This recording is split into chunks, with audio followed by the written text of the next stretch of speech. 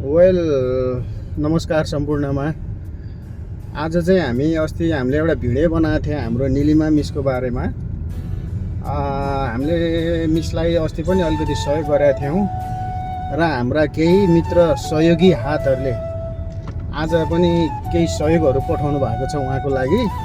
त्यही भएर दिवसजी चाहिँ मलाई अब लिएर हामी चाहिँ अहिले निलिमा मिसबाट जाँदैछौँ।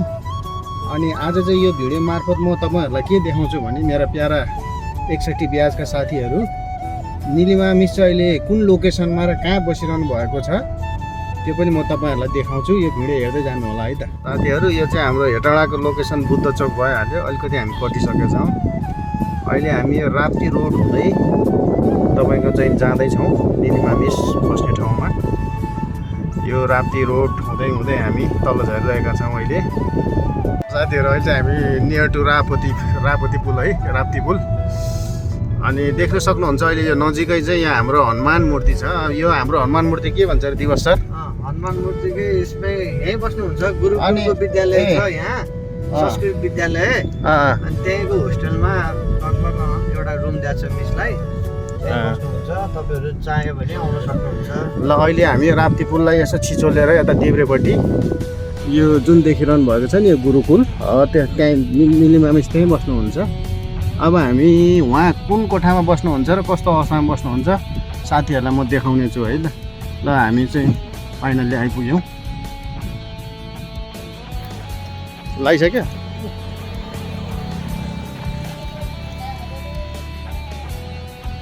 ल हामीलाई चाहिँ दिवसजीले लगिरहनु भएको छ है त निलिमा मिसबाट। अहिले चाहिँ हामी गेट इन्टर गऱ्यौँ है। दिवसजी आज हामीले मिसलाई के भेटिन्छ होला त?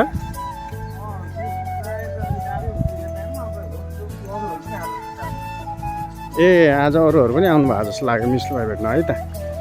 के रहेछ हामी देखाउँछौँ। दिवसजी हामी के निलिमा मिसबाट आउनु थाल्यौँ?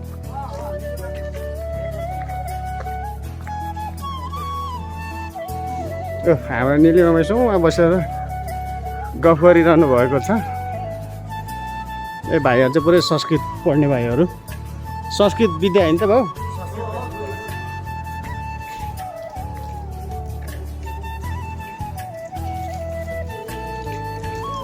ल हाम्रो निलिमा मिस उहाँ। मिस नमस्ते।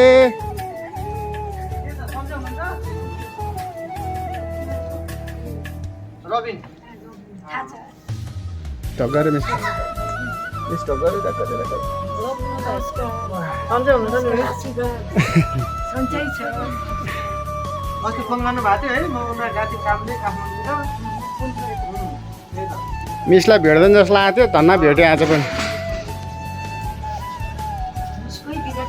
दिदी चाहिँ यहाँकै हुनुहुन्छ? हजुर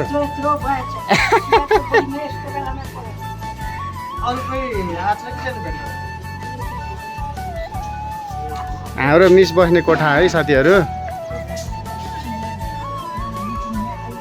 मिस चाहिँ यहाँभित्र बस्नुहुन्छ।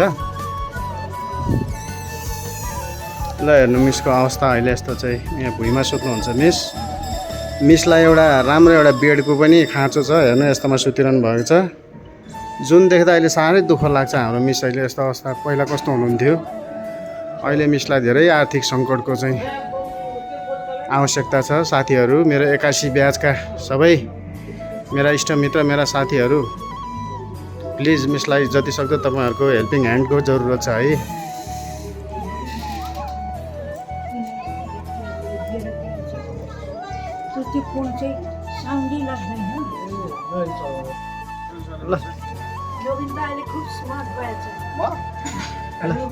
ल साथीहरू नमस्कार।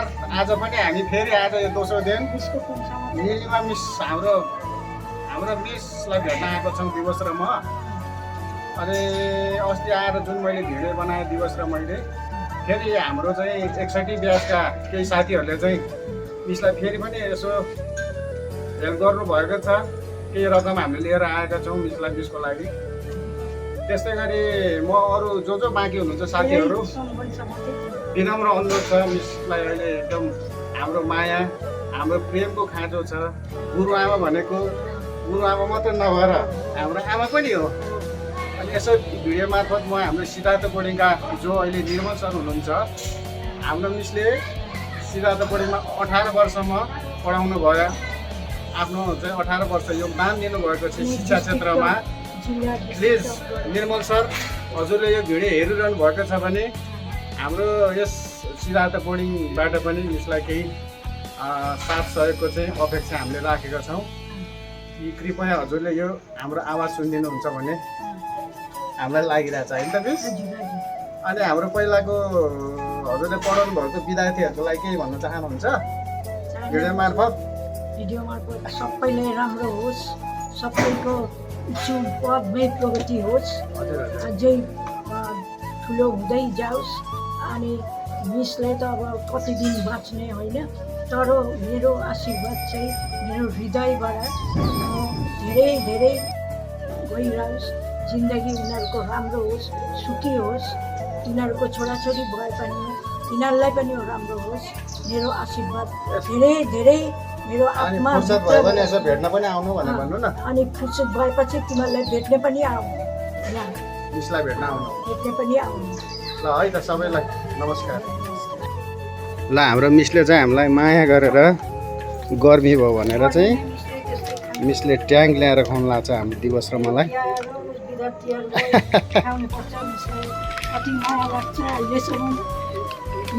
ल साथीहरू, तपाईँहरू पनि यसो फुर्सद भयो आइदिनु होला है भेट्नलाई। एकदम यस्तो बेलामा हेल्प गर्नु भनेको एकदम ठुलो कर्म पाउनुहुन्छ तपाईँहरूले।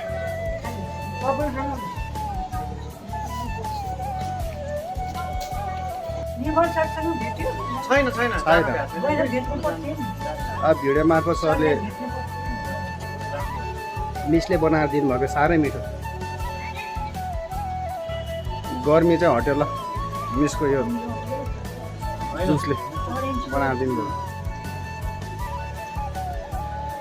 ल साथीहरू, अब तपाईँहरूले चाहिँ मायाले पठाउनु भएको चाहिँ मिसको लागि तपाईँहरूले मायाले पठाउनु भएको आर्थिक सहयोग अब हाम्रो दिवसजीले मिसलाई चाहिँ हस्तान्तरण गर्दैछ। मैले चाहिँ अब मेरो साथी बाहिर भएको निराजन श्रेष्ठ साथीलाई चाहिँ मैले यसो पहल गरेको थिएँ। ऊ चाहिँ निराजन श्रेष्ठ चिन्नुहुन्छ है मिस? ऊ चाहिँ 2061 को एसएलसीको ब्याच हो, हामीभन्दा एक ब्याच जुनियर हो। भनेपछि अहिले निराजन श्रेष्ठको पहलमा भएको हो सबै। अनि उसले चाहिँ वाह निराजन है, धेरै धेरै धन्यवाद साथी। 62 को एसएलसीको साथीभाइहरूलाई भनेर चाहिँ हामीले आज 25,000 रुपियाँ सङ्कलन गरेर मिसलाई 25,000 सङ्कलन भयो। 25,000 अस्ति 18,000 होइन त? यो सबै 61-62 को ब्याचको साथीभाइहरूलाई धेरै धेरै धन्यवाद। 61-62 एसएलसी हाम्रो ब्याचकोहरू हो के? 61-62 को ब्याचहरूलेबाट 25,000 है। सबैले धेरै धेरै धन्यवाद। दिए मिसले। मिसलाई हेल्प गरिदिनु भएकोमा धेरै धेरै धन्यवाद। मिसले नि भन्नुहुन्छ होला नि धन्यवाद भनेर। धेरै धेरै धन्यवाद, थ्याङ्क यू भेरी मच। हस् ल साथी निराजन, तिमीलाई धेरै धेरै भगवान्ले पनि भोलि हेर्छन् होइन। यस्तो बेलामा अहिले हाम्रो सङ्कट परेको बेला हाम्रो मिसलाई तपाईँको निराजन साथीको पहलमा चाहिँ आज यत्रो रकम चाहिँ दुःख पर्दाखेरि यसरी चाहिँ यतिको रकम सङ्कलन भएर पनि मिसको लागि धेरै आवश्यक कुरा हुन्छ। निराजनजी धेरै धेरै धन्यवाद। र अझै पनि अरू को आगामी दिनहरूमा हेल्पफुल हातहरू अझै पनि होइन हेल्पफुल हालेर त को हुनुहुन्छ यसो भन्छन् गरेर अझै मिसलाई एकदम सहयोगको खाँचोको जरुरत छ है त। ल यति भन्दा आजको बाई भन्छु। मिस बाई भन्दिनु? Bye bye bye, thank you.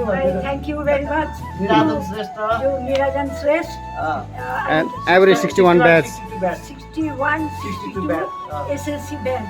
Yeah. Okay. Thank you very much. Love you so much पनि भन्दैन मिस। ल